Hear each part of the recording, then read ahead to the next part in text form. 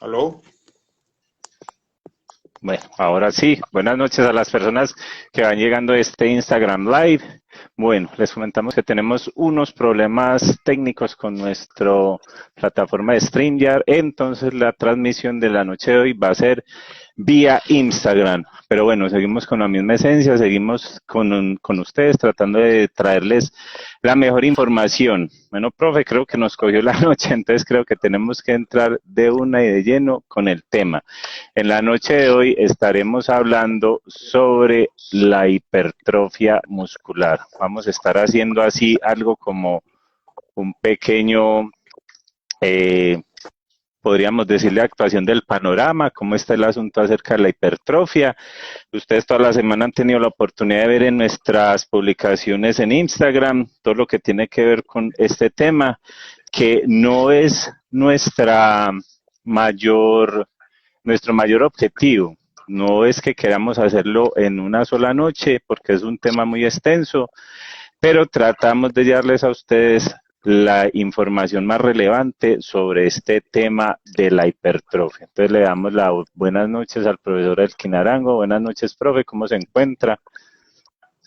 Opa, buenas noches, casi días, hermano. Acá nos coge el día cuadrando ese problema, pero no sé qué pasó. No funcionó Sí, el micrófono, no sé qué pasó. pero bueno, ya estamos aquí para la gente que nos acompaña. Entonces, profe, como lo he mencionado anteriormente, en la noche de hoy estamos hablando o vamos a hablar sobre la hipertrofia muscular. Primero, sin agradecerles a ustedes por la gran acogida que ha tenido este tema, por la repercusión que ha tenido y el seguimiento que han hecho en nuestras redes sociales, por las interacciones que han tenido con nosotros. Entonces, gracias a ustedes, porque verdaderamente esto lo hacemos obviamente por todos y cada una de las personas que nos siguen en redes sociales.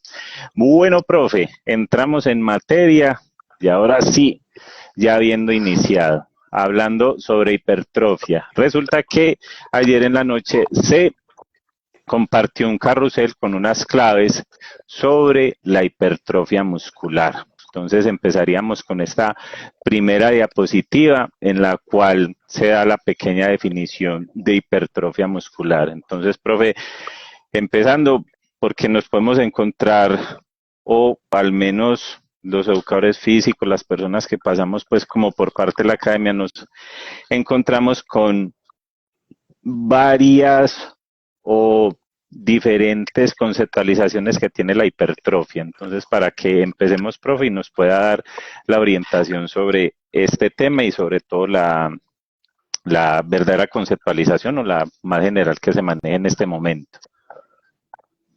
Nelson y compañeros, sí, esa definición yo creo que no ha cambiado hace muchos años. La definición es como la misma. Entonces, lo que pasa es que a veces la hipertrofia se tiende a confundir con la hiperplasia. Y recuerda que hiperplasia es el aumento del número de células, independientemente de cuál célula sea. Pues uno puede tener hiperplasias en la piel, puede tener hiperplasias en el esófago, en el estómago. Y algunos animales sí se ha demostrado que pueden tener hiperplasia muscular. O sea que son capaces de aumentar el número de células que tienen. Que es algo así como regenerar el tejido, ¿cierto? Lo que pasa es que eso en los seres humanos hasta ahora no se ha demostrado que sea posible, ¿cierto? No significa que no va a ser posible o que no lo sea. Lo que pasa es que no, hasta ahora no ha habido la forma de demostrar que ocurra. Entonces, en los seres humanos lo que ocurre es la hipertrofia, ¿cierto? De ese sí hay suficientes estudios que muestran que eso ocurre y que la hipertrofia básicamente es que las fibras musculares que tenemos, esas mismas aumentan de tamaño. Y básicamente aumentan de tamaño por el aumento de las proteínas contráctiles, ¿cierto? Que son la actina y la miosina, que son las que crecen. Y también, aunque eso no forma parte de la hipertrofia, es cuando hay aumento de la cantidad de citoplasma o de líquido que hay dentro de las células musculares. Pero eso básicamente es a base de agua. O sea que eso realmente no forma parte de la hipertrofia. Entonces, hipertrofia en últimas, para redondear la cosa, es el aumento del tamaño de las fibras o de las células musculares en los seres humanos. Y ese es un concepto que como les decía hace unos minutos, no ha cambiado en mucho tiempo. Y creo que difícilmente va a cambiar, difícilmente. Muy bien. Bueno, otra de las claves que teníamos en esta publicación de Instagram hacía alusión al trabajo o a la hipertrofia en las personas mayores, ¿cierto? Entonces, ese es uno de los mitos que hay muy extendidos, incluso parafraseando a algunas de las personas con las cuales he tenido tiempo, he tenido la oportunidad de trabajar. Ellos dicen que cuando ya uno se va volviendo viejo, va aumentando en edad, ya prácticamente no hay nada o mucho que hacer. Entonces, prácticamente ellos van paulatinamente dejando de trabajar fuerza, se dedican más bien como a lo que generalmente se maneja, que son las caminadas, todo este cuento. Entonces, empezando por este tema que creo que sería muy importante hablar sobre la hipertrofia o el aumento de masa muscular en las personas mayores. Sí, don Nelson, lo que pasa es que hay muchas creencias respecto al aumento de la masa muscular. Desafortunadamente, que son cosas que ocurren en otras áreas, no solamente en esta, sino en otras también ocurren, es que hay muchas creencias y que están originadas en el folclore, ¿cierto? Hay muchos conocimientos que van pasando de generación en generación y en muchas ocasiones no nos sentamos a pensar si eso sí es cierto o no. Entonces, por ejemplo, en esos dos extremos, en los niños y en los adultos, pero la pregunta a la que te referís, Nelson, que son los adultos mayores, hay una tendencia que creo que es muy generalizada, que los adultos mayores no tienen capacidad de aumentar su masa muscular. ¿Cierto? Y eso es una creencia, pero que no tiene ningún asidero científico, ¿cierto? Porque antes desde la ciencia sabemos que en todos los grupos de edad hay la posibilidad de que los músculos crezcan o aumenten de tamaño, incluso los adultos mayores. O sea que no tenemos una edad máxima que nos limite la posibilidad de que los músculos crezcan. Lo que sí puede ocurrir es que hay edades donde la ganancia de masa muscular puede que sea más fácil, por un lado, y que en cantidad o la magnitud de ese aumento sea mayor. Posiblemente los adultos mayores tengan una menor capacidad de aumentar la masa muscular, ¿cierto? Y puede que no sea tan notorio ese aumento de la masa muscular porque como también en los extremos de la edad, en los adultos mayores, ya está ocurriendo una cosa que ustedes me imagino que ya conocen el término de apoptosis, que es la muerte celular programada. Hay una cantidad de fibras musculares que están muriendo. Lo que pasa es que nosotros no nos damos cuenta. Pero si uno se pone a mirar, por ejemplo, la foto del abuelo o del papá, o otros como yo, de uno mismo, y usted mira la masa muscular que tenía cuando tenía 20 años, y la que tiene cuando tiene 60, 70, 80 años, se reduce. Y esa disminución de la masa muscular tiene que ver en parte con la muerte celular programada.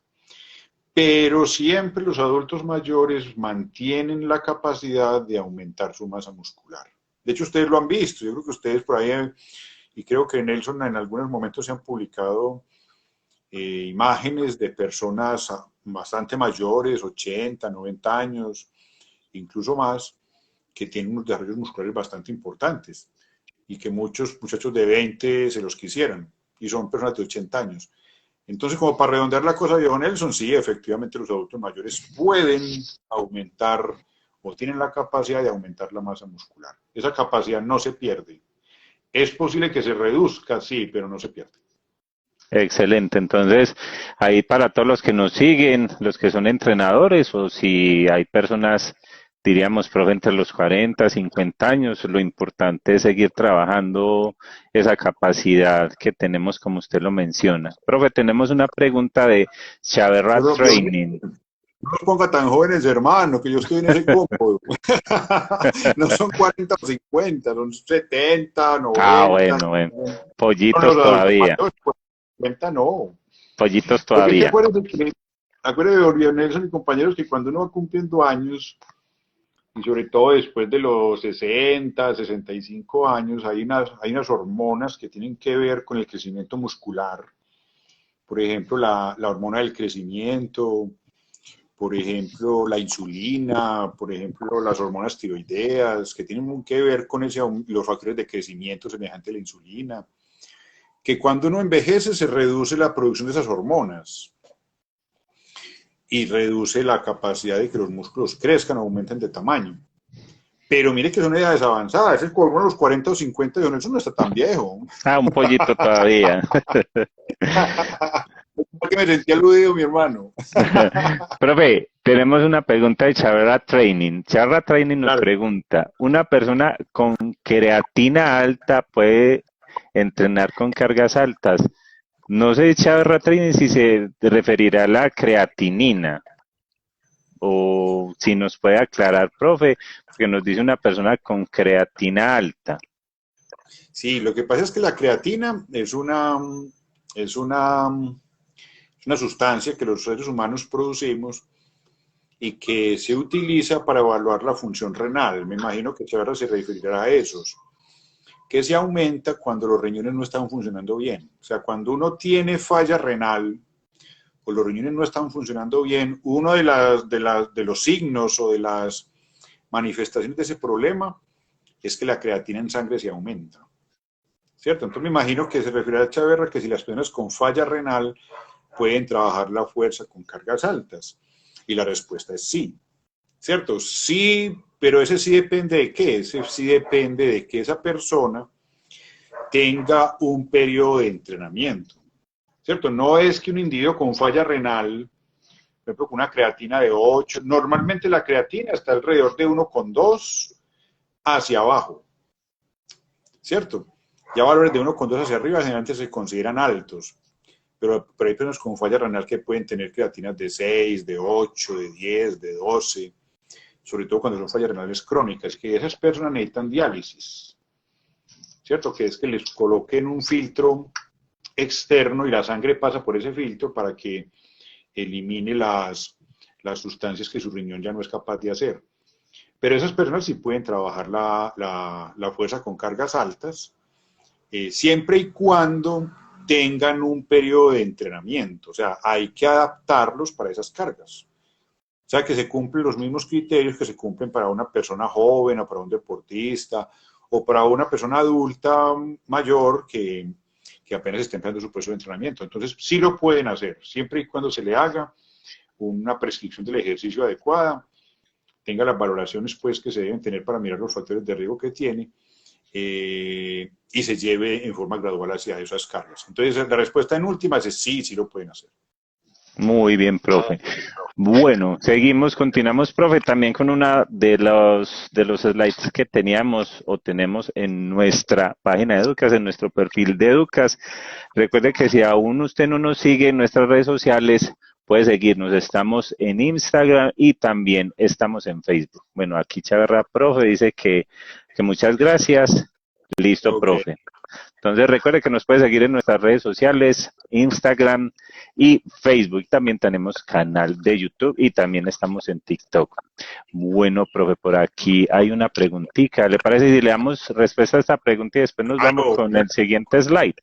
Bueno, Claro, listo. ¿Puede haber hipertrofia sin hiperplasia y viceversa? Sí, claro. Lo preguntan quién, Edwin, ¿no? ¿Cómo Edwin, estás, Edwin? Edwin Gallego 21. Sí, claro, viejo Edwin. De hecho, mira lo que decíamos al principio, que en los seres humanos, cuando estamos en la formación de los órganos por allá en el vientre de la mamá, incluso en los primeros meses o años de edad, algunos tejidos crecen por hiperplasia, sin necesidad que haya hipertrofia. Y ya cuando estamos más grandecitos, ya los niños después de los 5, 6, 7 años, los adultos y los adultos mayores, las células musculares, por ejemplo, en los seres humanos, como decíamos, aumentan de tamaño, o sea, hacen hipertrofia sin que hagan hiperplasia. ¿Cierto? Recuerden lo que decíamos inicialmente, que no hay demostrado que los seres humanos podamos hacer hiperplasia muscular, por ejemplo, producto del entrenamiento. ¿Cierto? Hoy no sabemos cómo inducir la hiperplasia muscular en los seres humanos. Hoy no tenemos conocimiento al respecto para poderlo lograr. Y hay tejidos, por ejemplo, si Edwin se mira, que me imagino que alguna vez le ha pasado, cuando uno tiene úlceras en la boca o esas llaguitas que uno le dan en la boca cuando le da alguna infección viral o se muerde o yo qué sé, si uno vuelve 2 o 3 días después, esas llagas ya están selladas y están cerradas.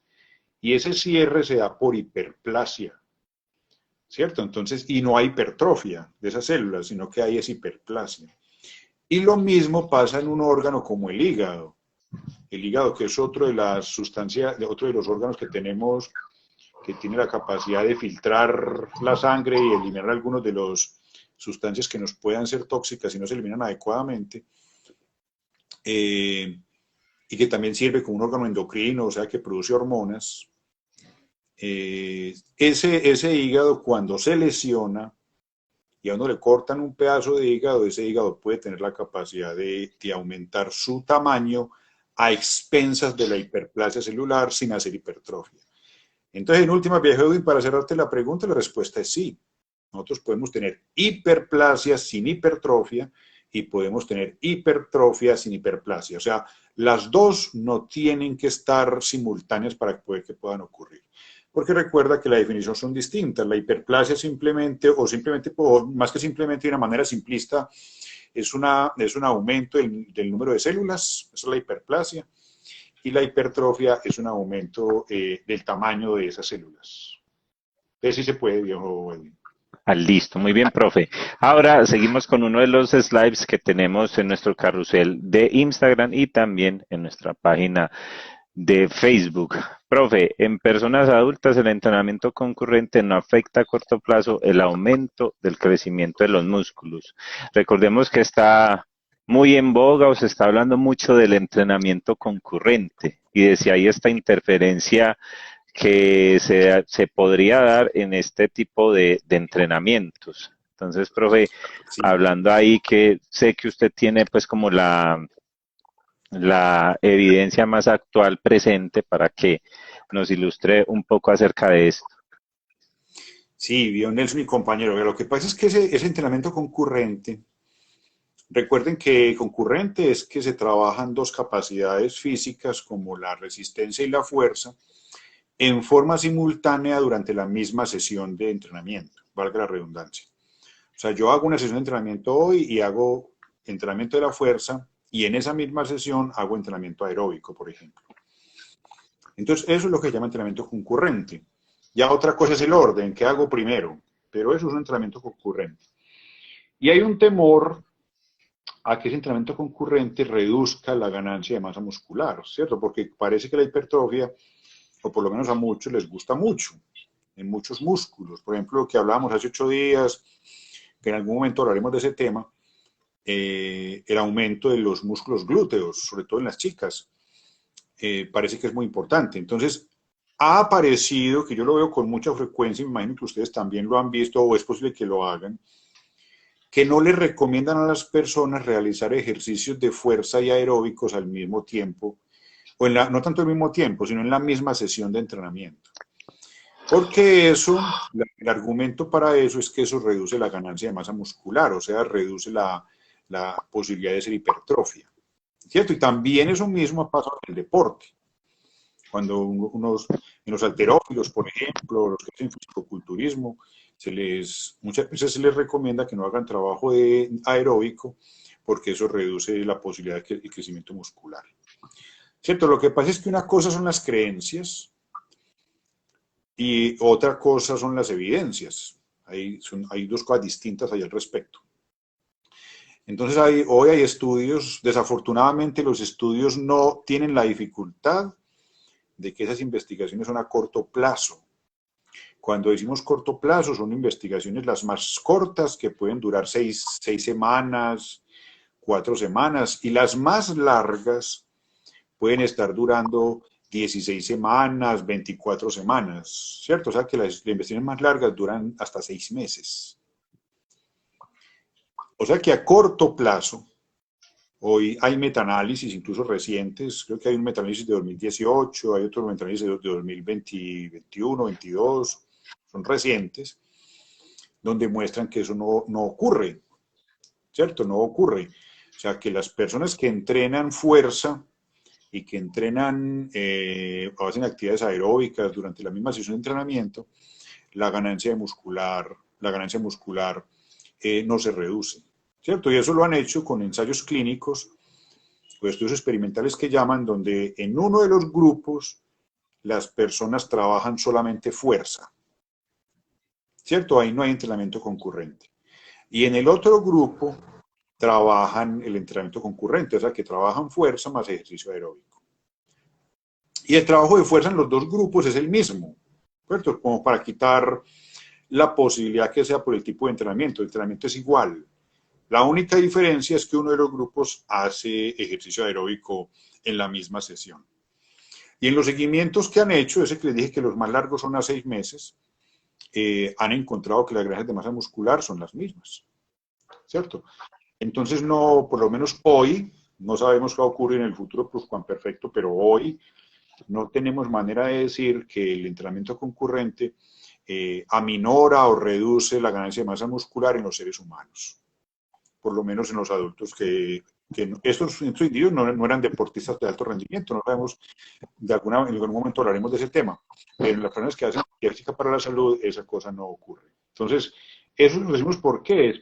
Porque también hay una tendencia que hemos notado, no sé si ustedes también lo han visto, que cada vez le intentan recomendar más a las personas que hagan trabajos de fuerza y que el trabajo de cardio no se necesita, ¿cierto? Y eso es un cuento bastante japonés, ¿cierto? Eso es cuando la gente que está buscando crear estas tendencias, pero que son eso, tendencias que no tienen ningún asidero científico para las personas y que le estamos quitando beneficios que el ejercicio aeróbico da, que el ejercicio de fuerza no, ¿cierto? No estamos diciendo que el ejercicio de fuerza no tiene beneficios, tiene muchos beneficios, pero no supera al ejercicio aeróbico en muchas cosas.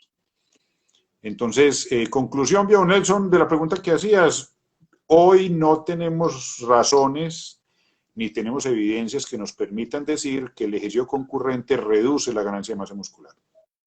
Muy bien, profe. Saludamos a todas las personas que se van uniendo a esta transmisión, a este Instagram Live Educas. Bienvenidos. Estamos hablando en la noche de hoy sobre una muy breve actualización sobre hipertrofia muscular. Estamos tratando de hacer así como algo muy intensivo, pero así que tenga la mejor información para ustedes. Profe, correcto, uno también se encuentra y hace poco reunidos con unos colegas, ya el entrenamiento de fuerza prácticamente que ya pasó a ser el protagonista. Ya he escuchado varios colegas que dicen, ¿para qué poner a hacer las personas media hora de trabajo cardiovascular? Así literal. Ellos ya dicen, no, es que para qué mandar a una persona a hacer media hora de cardio. Entonces ya vemos que estamos, no sé si entrando en un nuevo paradigma, si habrá algún tipo de razón en eso, pero ya como que se ha ido desplazando el trabajo cardiovascular. Sí, Nelson, y acuérdate que en unos lives pasados hablamos, por ejemplo, del problema de las personas con obesidad, donde hay muchos que también le están diciendo a las personas de que el trabajo de fuerza es más importante que el trabajo aeróbico para perder masa, para perder porcentaje de grasa y perder peso, ¿cierto? Y eso lo dicen abiertamente, pero las evidencias no soportan eso, ¿cierto? La pérdida de grasa a partir solamente de trabajo de fuerza es bastante pobre. Si el trabajo aeróbico ya es pobre, con el trabajo de fuerza es muchísimo más pobre. Entonces, yo pienso, viejo Nelson, yo realmente no tengo mucha claridad por qué intentamos hacer eso. Yo lo que creo es que nos basamos mucho en pensamientos mágicos, o nosotros que quisiéramos que la vida fuera como, entonces nosotros no quisiéramos que la vida se comportara como se comporta, sino como nosotros quisiéramos que se comportara, y desafortunadamente la cosa no es así. ¿Cierto? Entonces muchos quisieran que el trabajo de fuerza fuera más importante, pero yo creo que hasta ahora el trabajo de fuerza no ha logrado superar el trabajo aeróbico en muchas cosas. Ojo, no estamos diciendo de que hay que hacer solamente ejercicio aeróbico y trabajo de fuerza, no. El trabajo de fuerza es muy importante. Cuando yo estudié medicina del deporte hace ya un tiempo larguito, hace más de 15 o 16 años atrás que terminé de estudiar, por lo menos el paso por la universidad, el trabajo de fuerza no tiene la importancia que tiene hoy, porque las investigaciones que había no eran tan importantes como las que hay hoy. Pero a pesar de eso, el trabajo de fuerza no ha logrado superar al ejercicio aeróbico en la mayoría de los desenlaces que nos interesa impactar en los seres humanos. Entonces no lo ha logrado. ¿Cierto? Entonces hoy no se justifica que nosotros estemos diciéndole mentiras a las personas con alguna razón o con alguna creencia, haciéndoles pensar que el ejercicio de fuerza es más importante que el ejercicio aeróbico para desenlaces que ellos puedan tener. Muy bien, profe. Aquí tenemos un comentario de Fran Luzán. Saludos, Fran Luzán, por estar acá con nosotros en esta transmisión. Él nos dice, profe, ese cuento se maneja desde los años 90 y tiene esa característica en los espacios de los gimnasios y cada vez más se reduce el trabajo aeróbico. Ya prácticamente, profe, creo que ahí nos da usted un elemento muy importante y sobre todo a las personas, a los educadores físicos. Obviamente, primero, no tragar entero, no dejarse llevar pues como por tendencias y por dónde va la cosa, sino que nos centremos obviamente en la evidencia y al menos saber de qué estamos hablando, porque bueno, como dice usted, nos podemos perder todos los beneficios que nos puede traer el trabajo cardiovascular, no solo a nosotros, sino también a las personas que guiamos. Edwin Gallego, 21, dice que se podría resumir el papel de las células satélites en la hipertrofia muscular. Células satélites e hipertrofia muscular. ¿Y quién nos lo pregunta, viejo Nelson? Edwin Gallego 21, el que hizo ahorita la pregunta sobre hipertrofia e hiperplasia. Edwin, eso de las células satélite forma más parte de una hipótesis, ¿cierto? Las células satélites sí existen, ¿cierto? Pero no tenemos evidencia que en los seres humanos esas células satélites se activen para producir fibras musculares nuevas. O sea que funcionaría las células satélites en la hiperplasia. En los gatos tenemos evidencia de que los gatos hacen hiperplasia a partir de células satélite. En los perros también pasa, pero en los seres humanos no tenemos esa evidencia. Entonces las células satélites, si son importantes, serían importantes es como generadores o posibilitadores de la hiperplasia, no de la hipertrofia. ¿Cierto? Porque la hipertrofia ocurre en una célula que ya está diferenciada como célula muscular. En cambio, las células satélites son células que potencialmente se pueden convertir en células musculares. O sea, digamos que son células en la primera fase de maduración que todavía no tienen unas características específicas de alguna de las células que los seres humanos tenemos. Entonces, no sería más, si tiene algún papel, lo tendría en la hiperplasia, más no en la hipertrofia. Pero no tenemos hoy manera de saber si las podemos activar para que se convierten en células musculares y produzcan hiperplasia. Hoy no tenemos ese conocimiento, Edwin. Muy bien, profe. Bueno, seguir saludando a todas las personas que se van conectando. Recuerden que en la noche de hoy estamos hablando una pequeña, breve actualización sobre el panorama de la hipertrofia muscular. Profe, seguimos con el siguiente slide. Se conoce muy poco el efecto del entrenamiento de fuerza sobre la hipertrofia muscular a mediano y largo plazo. Bueno, aquí sí, profe, me meto yo porque sí me interesa saber, a ver, qué tipo ahí de impacto tiene el trabajo de fuerza en la hipertrofia. Sí, eso que pusimos ahí, viejo Nelson y compañeros, es que a nosotros los seres humanos nos cuesta mucho reconocer cuando no sabemos algo. Y, por ejemplo, lo que les decía ahorita, los estudios de investigación en trabajos de fuerza no son estudios largos, son estudios a corto plazo, la gran mayoría. O sea, nosotros no tenemos estudios por lo menos publicados. Es posible que existan, pero no los han publicado si existen. Y recuerden que si algo se investiga y no se publica, no existe. Y yo me imagino que si alguien tuviese una investigación seria, bien hecha, larga, con resultados adecuados o inadecuados, ya lo hubiera publicado. ¿Cierto? Porque eso es un resultado muy importante. No sabemos qué pasa con el trabajo de fuerza a largo plazo. O sea, qué pasa a 2 años, qué pasa a 5 años, qué pasa a 15 años, no sabemos.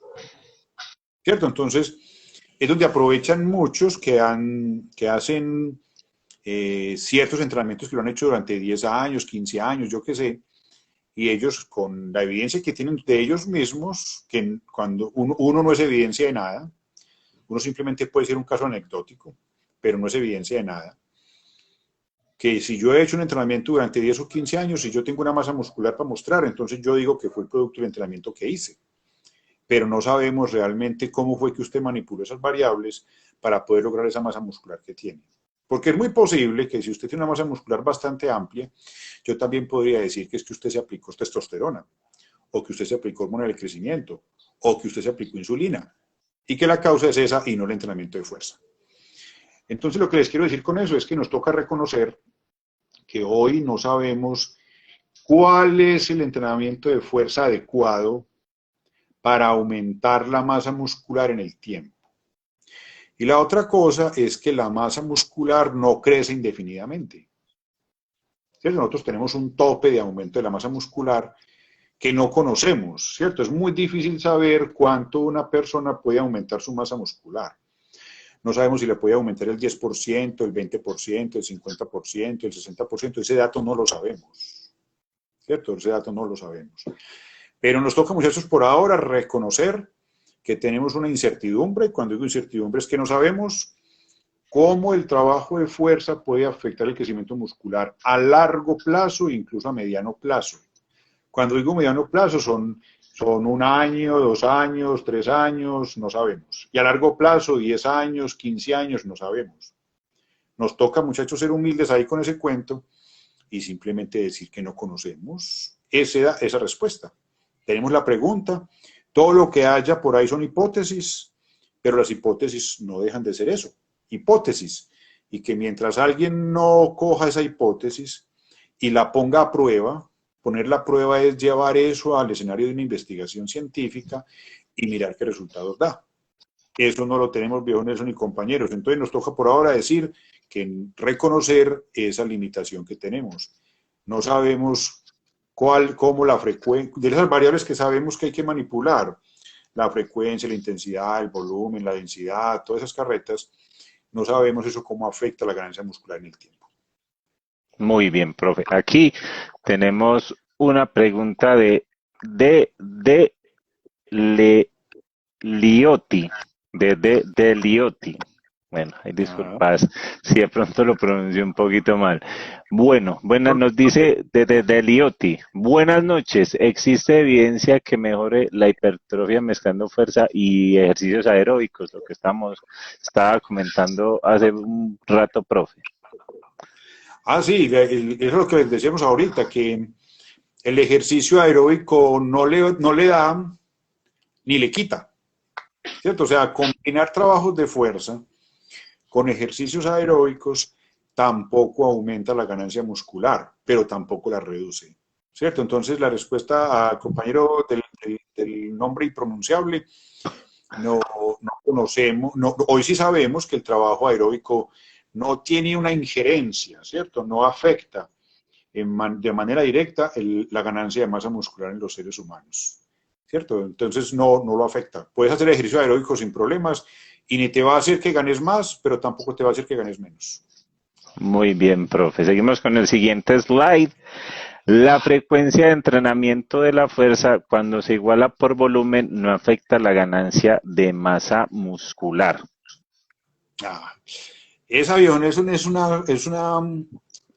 es una discusión para muchos, es una razón de enojarse para otros, pero muchos han aducido, o aducen, porque también hay muchos que lo hacen todavía, de que entrenar la fuerza tiene una frecuencia mínima y otra máxima, que hay una relación dosis-respuesta entre la frecuencia del entrenamiento de la fuerza y la ganancia de masa muscular. O sea que yo mientras más veces por semana trabaje la fuerza, espero tener una ganancia de masa muscular mayor, ¿cierto? Eso es lo que muchos han aducido y que muchos logran desquestar a muchos con ese cuento, pero cuando uno va y mira los estudios, que no, esos estudios no avalan eso.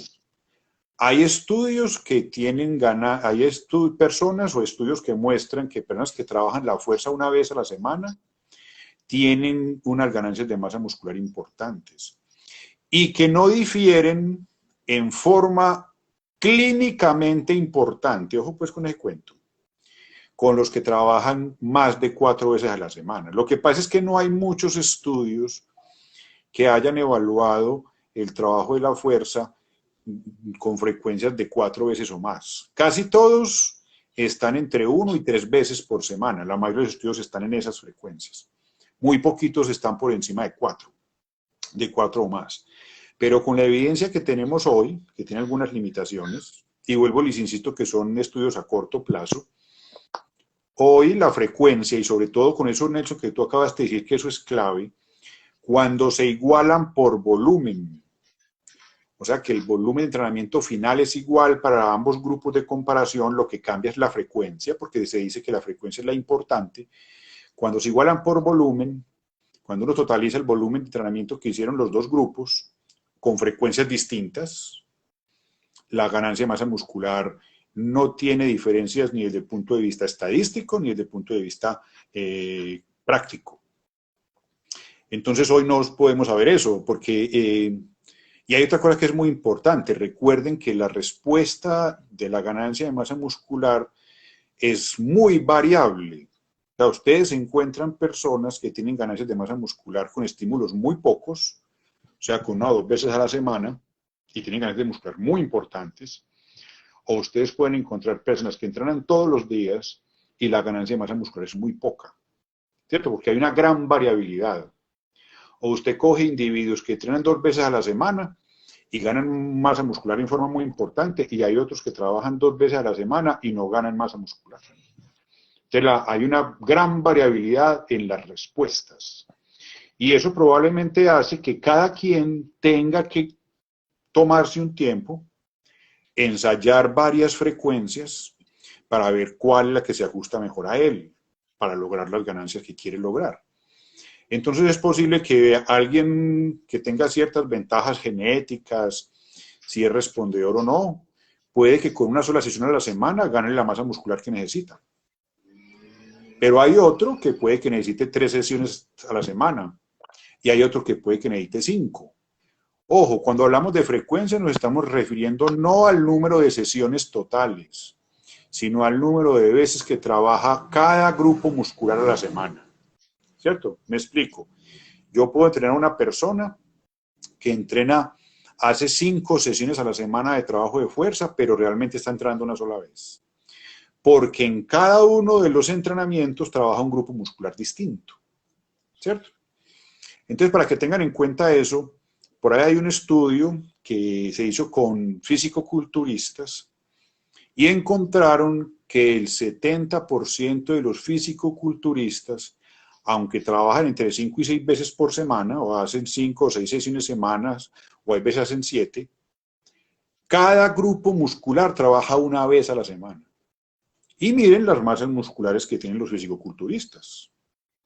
¿Cierto? O sea, generalmente uno no va a encontrar un fisicoculturista que el mismo grupo muscular trabaja 5 veces a la semana. Ahí todos trabajan una vez. Entonces, si eso es así, ¿de dónde sale que nosotros necesitamos trabajar 6 veces un músculo o un grupo muscular para que tenga la mayor hipertrofia posible? ¿Cierto? ¿Eso de dónde sale? Eso sale, me da la impresión, de lo que las personas quisieran que fuera, pero no de lo que es. Entonces, en últimas, hoy, si yo igualo por volumen la frecuencia de entrenamiento, no hay grandes diferencias en las ganancias de masa muscular. Muy bien, profe. Desde Leotti, bueno, espero haberlo pronunciado bien, nos da las gracias, profe. Gracias y bienvenido desde Leotti a este Instagram Live y esperamos pues verte mucho más seguido aquí en nuestras transmisiones. Y aquí tenemos una pregunta a un comentario de Demunera 6. Buenas noches. En condiciones especiales como el hipotiroidismo, ¿qué limitaciones principalmente puede acarrear el aumento de masa muscular? Mil gracias por el espacio, siempre un placer oírlos. Gracias a ti, Demunera 6, por acompañarnos. Y, profe, hipotiroidismo y limitaciones que puede acarrear el aumento de masa muscular.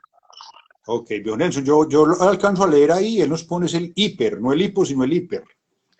Bueno, profe, aquí Sí, mira que me puede ser fallaron hiper. las Recuerden que los gafas. trastornos de tiroides hay, digamos que hay muchos, pero digamos que hay dos grandes, que son los que tienen hipertiroidismo y otros que tienen hipotiroidismo. El hiper es que hay un aumento de la cantidad de hormonas tiroideas. O sea, hay unas que llaman T3 y hay otro que llama T4, que es triyodotironina y tetrayodotironina, que son ellas, que esas hormonas tienen una función en casi todas las células del cuerpo. Y una de las cosas que hacen esas hormonas tiroideas es que incrementan el metabolismo. Entonces yo tengo una persona, como nos propone de Muner allí en la pregunta, si tiene hipertiroidismo, esa persona estando durmiendo, sin soñar nada raro, un sueño calmado y tranquilo en un lago de aguas mansas, que no, con una temperatura de 23 o 24 grados centígrados, donde uno no se inmuta de nada y está profundamente dormido. Esa persona en esas condiciones, y si es hipertiroidea, lo más seguro es que tenga aumento del metabolismo corporal, ¿cierto? Hagan de cuenta que el individuo está haciendo ejercicio estando quieto, porque su metabolismo está acelerado, o sea que está gastando energía en forma constante.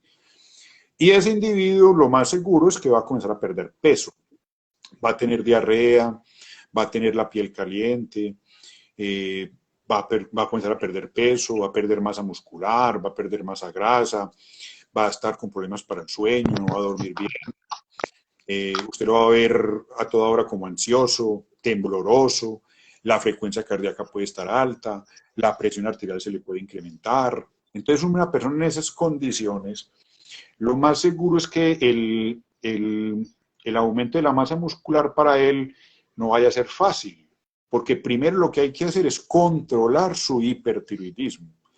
Entonces hay medicamentos, que ahí sí toca con medicamentos porque no hay otra forma conocida para controlarle el hipertiroidismo. El ejercicio no logra controlar el hipertiroidismo, no lo logra controlar.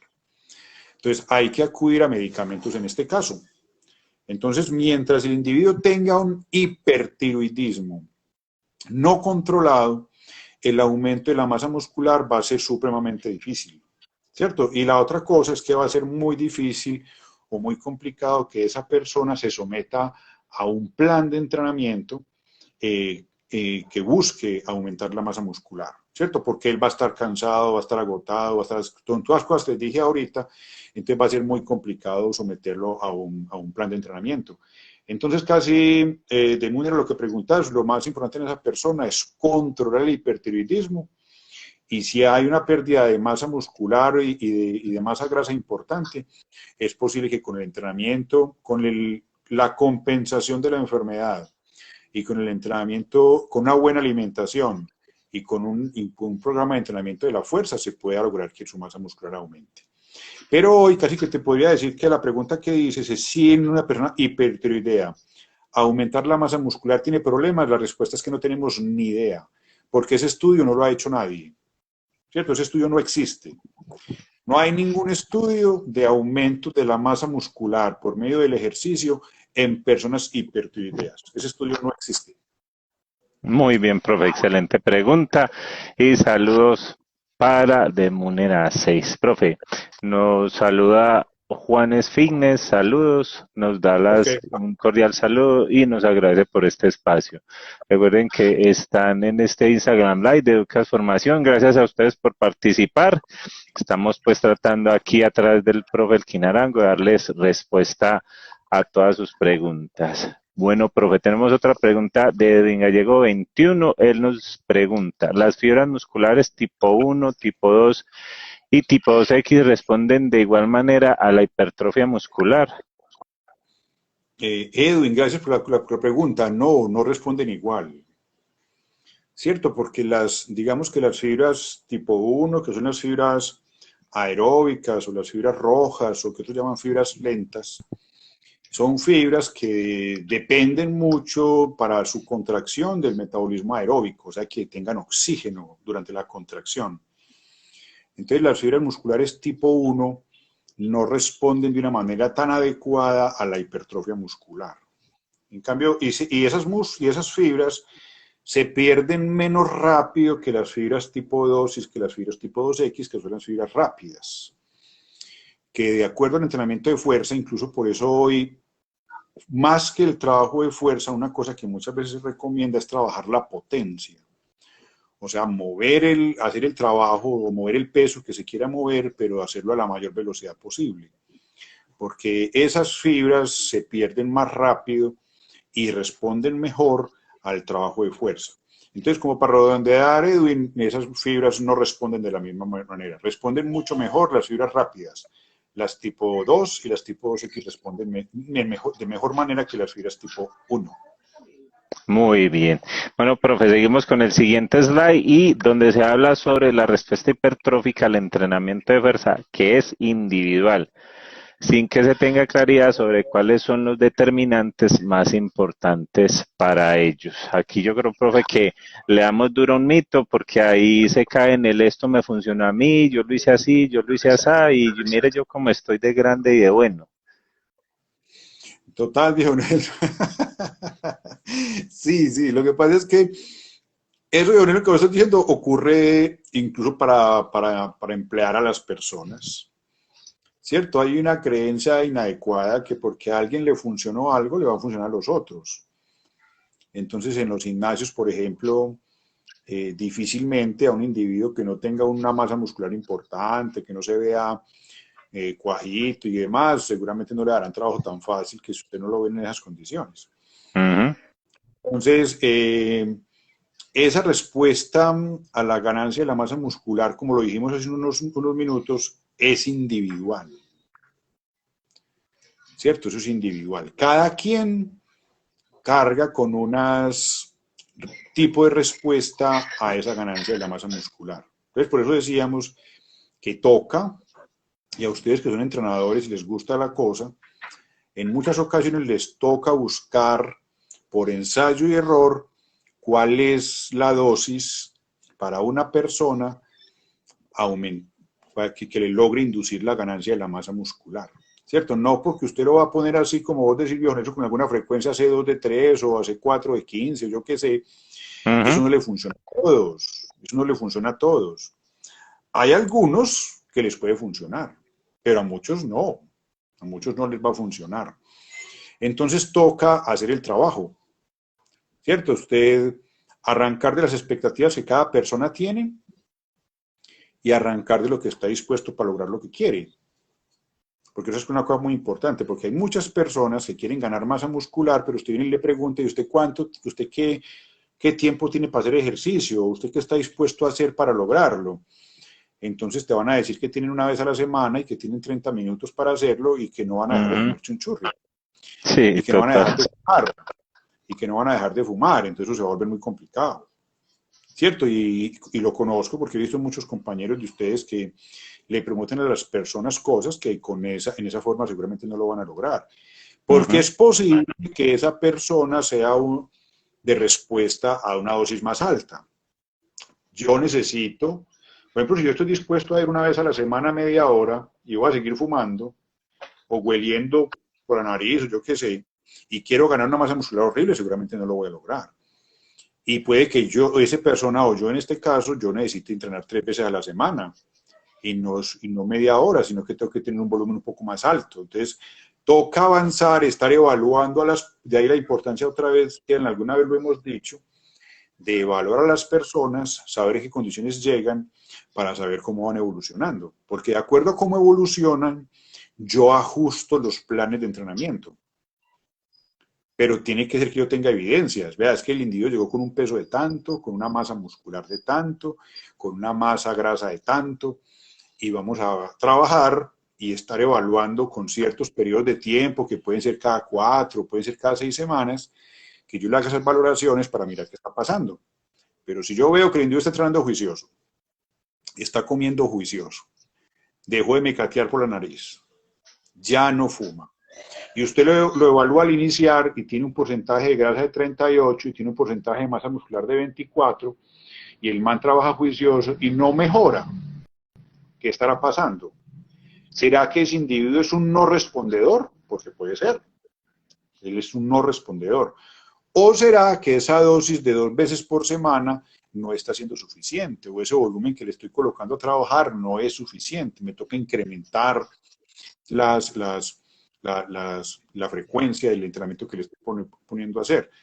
Pero ocurre que muchas veces usted va y ve a una persona y está entrenando 2 veces por semana y trabaja al 40% de la fuerza máxima, y usted vuelve dentro de 3 años y sigue trabajando 2 veces por semana al 40% de la fuerza máxima. Seguramente no va a tener objetivos. Muy bien, profe. Aquí tenemos un comentario, pregunta de Esteban Uribe Fitness. Bienvenido a este Instagram Live, Esteban Uribe Fitness. Recuerda que este espacio es para ti y estamos aquí en este Instagram Live de Educas Formación. ¿Qué tanta hipertrofia, según estudios, se puede ganar con tipo de entrenamiento concurrente? Si de pronto hay evidencia de eso, profe. Sí, sí hay algunas evidencias de eso. Uno es que no sabemos hoy cuál es la ganancia de masa muscular máxima, ¿cierto? Hoy no sabemos eso. Hay individuos que tienen ganancias muy importantes, que pueden ganancias de musculares del 40, del 50, del 60%. Hay algunos que lo pueden lograr, sobre todo los individuos menos entrenados. Ellos pueden lograr ganancias musculares muy importantes. Nelson, recuérdame otra vez la pregunta que se me fue un pedazo. ¿Qué tanta hipertrofia, según estudios, se puede ganar con el tipo de entrenamiento concurrente? Ok, los estudios que hay trabajan con una medida que se llama tamaño del efecto, ¿cierto? El tamaño del efecto es porque en los estudios utilizan diversas maneras para evaluar el crecimiento de la masa muscular. Entonces, hay métodos como las biopsias que cogen una aguja, chusan el músculo, cortan un pedacito de músculo, lo sacan y lo miran en un microscopio. Entonces, eso lo hacen antes del entrenamiento y después del entrenamiento, de las 12, las 16 semanas que dure el plan de intervención en esa persona. Entonces evalúan el crecimiento o el área transversal de la fibra muscular. Entonces, el qué tanto aumente esa área transversal de la fibra muscular, con eso se evalúa el porcentaje de crecimiento de esa fibra. ¿Cierto? ¿Qué dificultad tiene ese método? Que ese método se toma la biopsia muscular del mismo músculo. Casi siempre el vasto lateral del cuádriceps, casi siempre. Y en otros se utilizan los músculos flexores de la mano, ¿cierto? Estos músculos de este lugar. ¿Será que eso representa, por ejemplo, el potencial de crecimiento de los músculos glúteos? ¿Será que eso representa el potencial de crecimiento del músculo bíceps? ¿Será que eso representa el potencial de crecimiento de los músculos gastrocnemios? Lo sabemos, pero probablemente no. Entonces tenemos limitaciones en cuanto a eso. Otra forma de evaluarlos es con resonancia, esa que le hacen a la gente cuando se rompe el cruzado anterior en la rodilla. También se puede hacer para ver masa muscular. Otra es por tomografía, otra es por ecografía, otra es por densitometría. Entonces hay muchos métodos y es difícil cuantificar cuánto es el aumento de la masa muscular en esas personas. Entonces lo que les quiero decir es que trabaja con una cosa que llama el tamaño del efecto. El tamaño del efecto, para que ustedes me entiendan, va desde 0 hasta infinito. Entonces los valores que van desde 0.2 hasta 0.5 se llaman un tamaño del efecto bajo, entre 0.5 y 0.8 se llama un tamaño del efecto alto, y medio, y de 0.8 hacia arriba se llama un tamaño del efecto grande, ¿cierto? Los estudios de entrenamiento concurrente, tanto el trabajo de fuerza solo versus el entrenamiento concurrente, las ganancias están alrededor de 0.6, 0.5, 0.6 más o menos. O sea que es un tamaño del efecto moderado. Que eso es una ganancia que oscila más o menos en porcentaje de crecimiento de la masa muscular, más o menos entre el 6 y el 10% más o menos. ¿Cierto? Entonces ese es el valor promedio, ¿cierto? Acuérdense que hay individuos que ganan menos y hay otros individuos que ganan más. O sea que pueden haber individuos que ganan el 20, el 25, el 30, pero el promedio oscila entre el 6 y el 10%. Muy bien, profe. Aquí nos dice Esteban Uribe Fitness que nos mejora la pregunta. ¿Se puede tener una ganancia muscular importante con el entrenamiento concurrente? Sí, la respuesta es sí, lo acabamos de decir. Acuérdense que la respuesta es individual. Yo puedo tener un individuo con un entrenamiento concurrente que tenga una ganancia del 30% de la masa muscular. Eso sí se puede lograr. Lo que pasa es que, ¿cómo voy a saber quién es quién? Vaya, pruébelo, ¿cierto? Porque no hay manera hoy, es posible que en el futuro lo logremos saber, hoy que la genética está tan avanzada y demás, es que alguna vez Rodney estuvo por aquí que nos habló algo de eso, es posible que en el futuro tengamos un marcador genético que nos diga, vea, ese individuo es un respondedor alto al trabajo de fuerza para lograr hipertrofia muscular. Pero hoy no tenemos ese marcador. Entonces, hoy no sabemos, pero acuérdense que el mundo en los próximos años va a cambiar aterradoramente. Entonces, es posible que en el futuro, y puede que el futuro sea 10 años, 15 años, 20 años, que a muchos de ustedes les va a tocar, puede que a otros no nos toque mucho eso, pero a ustedes sí les va a tocar tener un marcador de crecimiento muscular. O sea, un predictor de crecimiento muscular. Es posible que eso en un tiempo no muy lejano aparezca en el armamentario que tengamos para ello. Pero la respuesta en últimas es que sí, sí podemos tener individuos que tengan aumentos de la masa muscular importantes con entrenamiento concurrente. 25, 30% de aumento de la masa muscular, eso se puede lograr. Muy bien, profe. Bueno, esperamos haber dado respuesta a la pregunta de Esteban Uribe Fitness y gracias por estar acá con nosotros. Profe, este slide aquí ya usted lo acaba de mencionar, habla sobre los respondedores altos, respondedores moderados y bajos respondedores. Creo que ya eso quedó como un poquito claro. Y el último slide, profe, sería Yo, Nelson, este. pero una cosita de eso que acabaste de poner, para que no nos pase. Ajá. Es aprovechar eso del respondedor alto, medio, bajo y no respondedor. Muchachos, no prometan cosas que puede que no ocurran. Usted no sabe al frente a quién tiene. Usted no sabe si al frente tiene un respondedor alto o un no respondedor. Y usted se pone a prometer cosas que después no funcionan. Y usted se enloquece intentando buscar que el individuo responda cuando ese individuo es un no respondedor. Entonces no se pongan a prometer cosas. Usted lo único que yo le sugiero que prometa es prometa que usted va a hacer el mejor trabajo posible para que usted logre los objetivos que quiere. Pero no le asegure que los va a conseguir. ¿Cierto? No le asegure que los va a conseguir. Porque pongamos en el mejor escenario, que el individuo se alimenta bien, es juicioso, no fuma, no me catea por la nariz, nada de esas carretas, descansa bien, entrena bien, todas las barreras están bien, funcionando bien, pero la parte genética no funciona bien y el man es uno respondedor. ¿Usted qué va a hacer con ese man? ¿Cómo va a hacer que el músculo crezca si no tiene potencialidad para que el músculo crezca? No se ponga a prometer cosas antes de conocer al individuo y él cómo responde al entrenamiento. Muy bien, profe.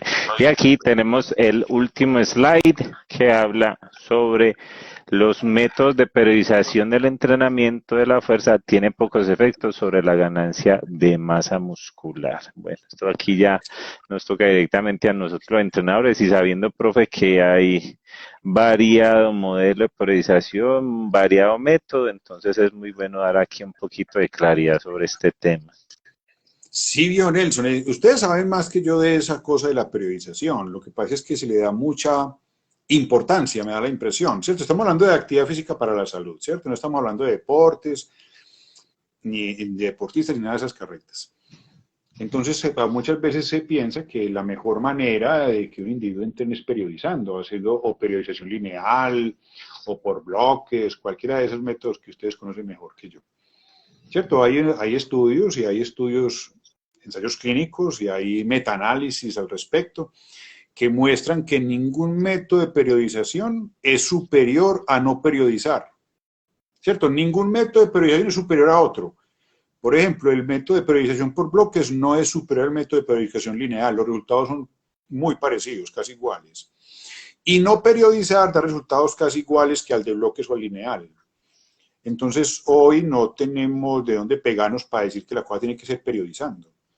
¿cierto? Uno seguramente periodizará, y por lo menos en lo que atañe el aumento de la masa muscular, de pronto se hará como para darle orden al tipo de entrenamiento, para darle goodwill a la cosa, un poquito de caché a la carreta, pero lo que no podemos decir hoy es que periodizar con X o Y método es mejor que no hacerlo, para ganar masa muscular, ¿cierto? Que ese es el tema de que estamos hablando hoy. No estoy diciendo que no sirva para otras cosas, pero para ganancia de masa muscular no tiene ningún efecto importante el hecho de periodizar o no el entrenamiento de esas personas. Muy bien, profe. Entonces ya vamos llegando al final de este Instagram Live Educas en la noche de hoy hablando sobre este tema que es importante. Tratamos de abordarlo de la manera más sencilla, dar algunos tips sobre su actualización y dar algunos puntos claves. No queda más que agradecerle, profe, a usted por su compañía, por todo su conocimiento y recuerden que Educas es formación basada en la evidencia y que tratamos de darle a ustedes la mejor información y la información más actualizada y la evidencia pues que ustedes puedan trabajar con ella. Profe, recomendaciones, palabras finales para ya ir cerrando este live. Recomendaciones, muchachos, y Dion Nelson, es que no creyeres todo lo que escuchares. Y la otra cosa es que nos quedan otras variables por abordar. Por ejemplo, ¿será que adicionar proteínas mejora el aumento de masa muscular? ¿Cierto? Que está tan en boga hoy. Otro, ¿será que realmente el trabajo en el rango de movimiento articular completo mejora el aumento de la masa muscular? La otra, ¿será que el tiempo de contracción aumenta o mejora el aumento de la masa muscular? El aumento de contracción que uno ve muchas veces que uno los pone a trabajar y que trabaja rápido y otras veces los pone a trabajar lento, que hace 5 segundos la subida y 5 segundos la bajada y hace una pausa en la mitad de 10 segundos y no sé qué carreta. ¿Será que eso realmente funciona para aumentar la masa muscular? Entonces tenemos muchas variables, viejo Nelson, que probablemente en algún otro live las abordaremos, pero casi que las recomendaciones, muchachos, no creyeres todo lo que escuchares. Muchas de las cosas que escuchares por ahí, casi todas son cuentos japoneses, casi todas, porque obedecen más a la creencia y a la expectativa, más que a la evidencia que tenemos al respecto. Y Muy gracias bien, por estar. profe. Entonces agradecerles a todos, agradecerle a Fran Luzana, a Nubiareli, a Edison Andrés, a Eloaiza, bueno, a todas las personas que nos acompañan en la noche de hoy. Y nos vemos dentro de 8 días por aquí con el hiperplástico gatito. Nos despedimos y les damos las gracias. Este sí es más hiperplástico que todos. Entonces les damos las gracias a ustedes por estar con nosotros en este Instagram Live Educas. Feliz noche y nos vemos dentro de 8 días con un tema muy interesante, ya que se habla mucho de la famosa fábrica de glúteos. Entonces, profe, nos vemos dentro de 8 días. Feliz noche y feliz noche para todos. Hasta luego. Buenas noches a todos. Gracias, Nelson.